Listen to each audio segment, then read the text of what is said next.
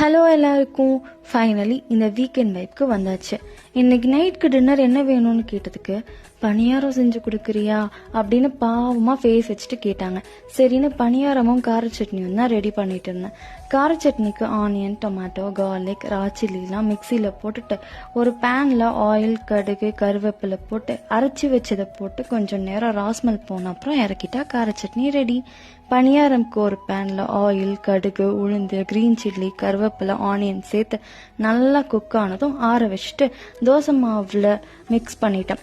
பணியாரம்க்கு pan ready பண்ணிட்டு அதில் கொஞ்சம் கீ விட்டு ரெடி பண்ண மாவை ஒரு குழியில் போட்டு 2 பக்கமும் 4 minutes குக் ஆக விட்டால் பணியாரமும் ரெடி. எங்கள் ஊர் பக்கம்லாம் பணியாரம்னா ஒரு சைட் டிஷ், அது ஒரு பலகாரமாக கன்சிடர் பண்ணி பார்த்துருக்கேன். ஆனால் கோயம்புத்தூர் வந்த அப்புறம் தான் பணியாரம் மெயின் டிஷ்ஷாக டின்னர், பிரேக்ஃபாஸ்ட், ஈவன் லஞ்சு கூட சாப்பிட்றாங்க. உங்கள் ஊர் பக்கம் எப்படின்னு மறக்காமல் கமெண்ட்டில் சொல்லுங்கள்.